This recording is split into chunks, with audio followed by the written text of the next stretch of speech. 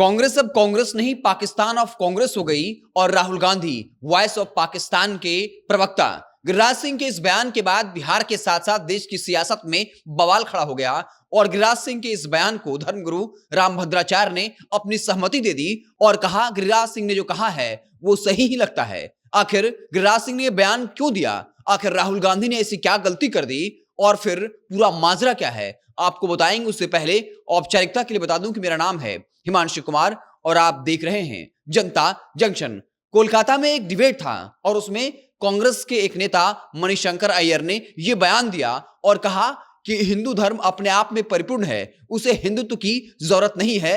एक political party, एक राजनीतिक विचारधारा है, वो हिंदुओं को 14% मुसलमानों के नाम पर डराती है। इस तरह के बयान मणिशंकर अय्यर ने दिए और जिसके बाद गिरिराज सिंह ने बाकायदा हमला बोला और कहा कि मणिशंकर अय्यर जो वॉइस ऑफ पाकिस्तान के एडिटर की तरह बोल रहे थे और ये सब कुछ राहुल गांधी के इशारे पर हो रहा है। और इसको लेकर के ही धर्मगुरु रामभद्राचार्य ने भी कहा गिरिराज सिंह ने जो कहा है वो बिल्कुल सही कहा है। आपको बता दें कि लगातार कांग्रेस पार्टी पर बीजेपी हिंदुत्व विरोधी होने का जो है वो आरोप लगाती रहती है और कांग्रेस के नेता भी ठीक चुनाव से पहले इस तरह के बयान देते हैं और चुनाव में ऐसा माहौल बन जाता है।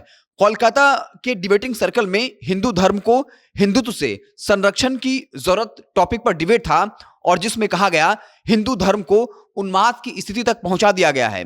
हिंदू धर्म एक मूलतः आध्यात्मिक और दार्शनिक जो है वो परंपरा है, जबकि हिंदुत्व एक राजनीतिक विचारधारा है, यानी एक पार्टी हिंदुत्व के नाम पर राजनीति करती है। बहुसंख्यक हिंदुओं के भीतर डर का माहौल जानबूझकर पैदा किया जा रहा है। 80% हिंदुओं को 14% मुसलमानों से डराया जा रहा है।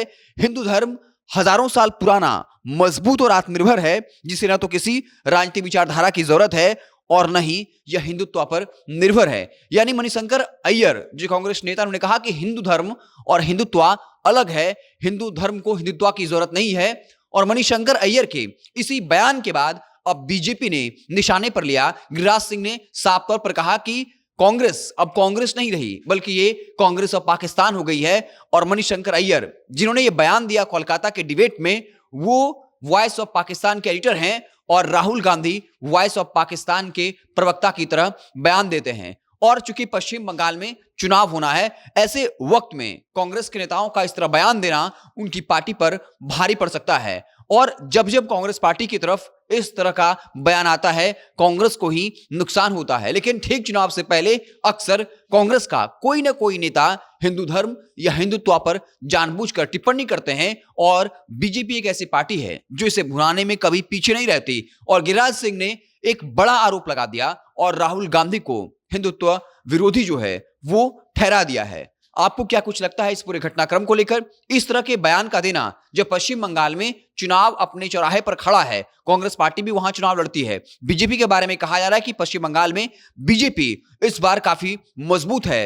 एक तरफ जहां बाबरी मस्जिद के निर्माण को लेकर एक मुस्लिम नेता लाखों मुसलमानों को इकट्ठा करते हैं और ठीक अगले दिन जो धीरेन्द्र शास्त्री हैं उनकी अध्यक्षता में वहां पर लाखों की संख्या में 5 लाख लोग जो है गीता पाठ करने पहुंचते हैं। ऐसे में जितना धार्मिक इश्यूज पर बात होगी, जितना हिंदुत्व धर्म पे बात होगी, उतना बीजेपी और मजबूत होगी। और बीजेपी इस बात को बुराना जानती है। ऐसे में मणिशंकर अय्यर का ये बयान देना, हिंदू और हिंदुत्व धर्म पर इस तरह की आलोचना करना कांग्रेस को भारी पड़ सकती है। और गिरिराज सिंह ने इस मुद्दे को लपक लिया और साफ तौर पर राहुल गांधी को वॉइस ऑफ पाकिस्तान का प्रवक्ता, मणिशंकर अय्यर को वॉइस ऑफ पाकिस्तान का एडिटर और कांग्रेस पार्टी के बारे में तल्ख टिप्पणी की और कह दिया ये कांग्रेस नहीं बल्कि कांग्रेस ऑफ पाकिस्तान हो गई है। और फिर गुरु रामभद्राचार्य ने साफ तौर पर कहा गिरिराज सिंह ने जो कहा है वो बिल्कुल सही कहा है, क्योंकि कांग्रेस इसी तरीके से हिंदू धर्म और हिंदुत्व के हमेशा खिलाफ रहती है। आपको क्या लगता है